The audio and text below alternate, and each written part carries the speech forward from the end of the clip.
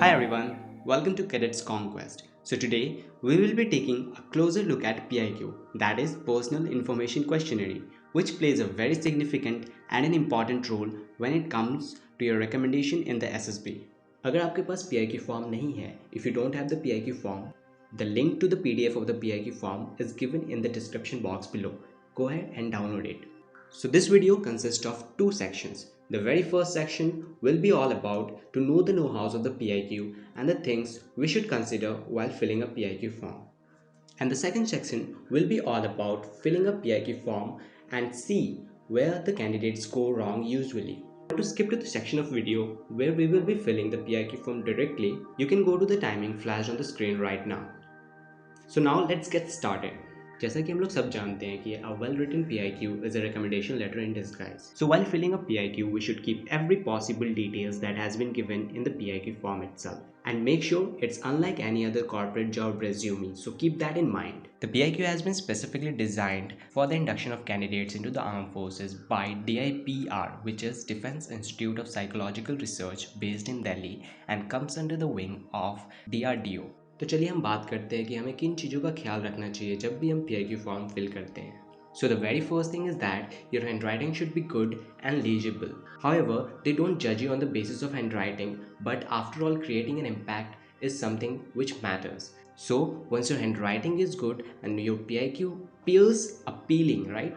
So that creates an impact. So before you enter into the room of the assessor, they only have your PIQ. And based on that, they create a perspective of what he is expecting out of you. Now the second thing is that you have to be very genuine and honest and don't be artificial. Don't bluff anything.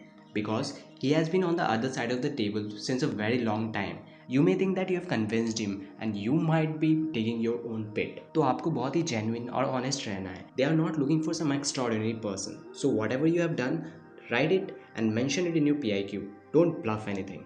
अब जो तीसरी चीज़ है वो ये है कि you have to be very careful with the facts and figure that you mention in the PIQ. You have to go through it every possible time that you fill the PIQ form. Now the final and the most important thing is that you have to go through every possible details that has been given in the PIQ form and make sure that you have done a lot of research behind everything that you have written in your PIQ. Be it your hobbies, your academic performance or the co-curricular activities that you have participated during your school or college days. Make sure you know the details of the sports that you have mentioned in your PIQ form. Make sure you know the reasons why your percentage has been going up or going down, or every possible little details that we will be discussing once we fill the PIQ form. Now that we are done with the instructions, let's go and fill the PIQ form. Now, this is how a PIQ form looks like. However, if you go for the AFSB, the format of the PIQ form could be a little different. और ये आपको form तभी भरना है जब आप screen इन हो जाओगे. So you don't have to fill the form before screening. And once you have got screened in, a copy of these PIQ forms will be given to the assessors. So now let's start. Now, as you can see in the number 1 column, it is written selection board, number and places. So your selection board will be allotted to you through your call letter, and the number of the board will be delivered to you once you visit the selection center. Same is the case with batch number and the chest number. Once you go into the process, you will be given the first chest number, and once you get screened in, you will be given another chest number. So you have to write this chest number after you have cleared the stage 1 testing, that is screening. So here you can see it is written UPSC/other roll number. So here you have to write your roll number. Suppose if you're going for the CDS or the NDA entry through UPSC, you will have to write your UPSC roll number. Or else if you're going for NCC entry or any other entry, you have to write the roll number allotted to you. Now, this is most important. As you can see in the instructions, जैसा कि यहाँ पे लिखा हुआ है, name in the capitals as in the matriculation certificates. So this particular column is the only column in the entire PIQ form where you have to write anything in the capital letters.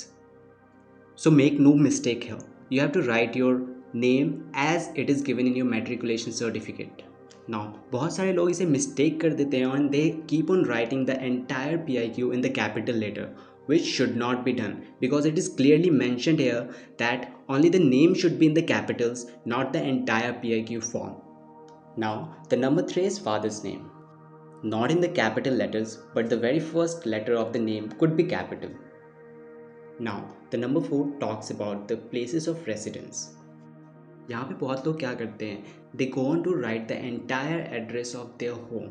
So make no mistake, as it is clearly written that you have to write the place, district and state with the approximate population of the place. So you don't have to write ward number or the house number or the gully number. You have to write the place of the village, I mean the name of the village or the city where you live, district where it is situated in, and the state with the approximate population of the particular place. Only the place, not the district, not the state. You have to write the population of the place itself. Okay, so keep that in mind. सो जैसा कि आप देख सकते हैं, ये तीनों तीन different things है. The very first thing is maximum residence, the place जहाँ पे आप सबसे ज़्यादा अपनी लाइफ में रहे हैं. And the section B is the place of present residence, जहाँ पे आप अभी रह रहे हो. And the section C is that a place of permanent residence, the place where your father lives or the place where is your permanent home. Okay, so in certain case these three addresses can be same. So you don't have to write in B and C that same as above. Okay, you have to write individually in section A, B and C the entire thing that you have written in the A section. Okay, and this little section which tells that whether district headquarter or not. In this particular case, this was not the district headquarter, so you can write yes or no as per your particulars. So पांचवें number में as you can see it is written state and district, and as in this particular case it is Bihar and the district is Munger. Now religion, यहाँ पे बहुत सारे लोग, I mean most of the people go wrong because they go on to write Hindu, Muslim, Sikh or any other particular religion they follow. However, you don't have to write that, you have to write the religion, right? If you are Hindu, I mean you follow Hinduism. If you're Christian, you follow Christianity. If you're Sikh, you follow Sikhism. If you're Muslim, you follow Islam, right? You have to write the religion. Okay, now if you're SC, ST or OBC, then you can mention it particularly, but if you're not, you can just put a dash. When it comes to mother tongue, you can write your mother tongue. In this particular case it is Hindi. And when it comes to date of birth, now there are various ways to write your date of birth. So I particularly like this format because once you write 2011 1999, then people could confuse it, right? That would be difficult to understand. I mean people will understand, but I like this format particularly because here it is clearly written that your date of birth is 20th November 1999. Now here you have to write your marriage status. So if you're single, you should write single. If you're married, you should write married. If you're widower, you should write widower. Now number 6 talks about whether your parents are alive or not. If yes, you should write yes. If no, you should write no. And section B is all about if not alive, your age at the time of your mother or the father's death. मतलब जब आपकी mother या father की death हुई थी, what was your age at that time? So in this particular case, it is not applicable. Now this table particularly talks about the details of parents, guardians or the siblings. Okay, so here you have to write the education qualification of your father, mother or the siblings that you have or the guardian, right?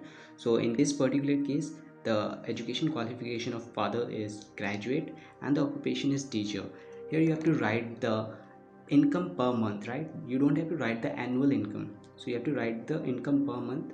And in the same case you could go on to write the entire table if your siblings are still studying or pursuing particular subject. So like in this particular case it is BTech and he is still pursuing, you could write in the bracket to specifically mention that.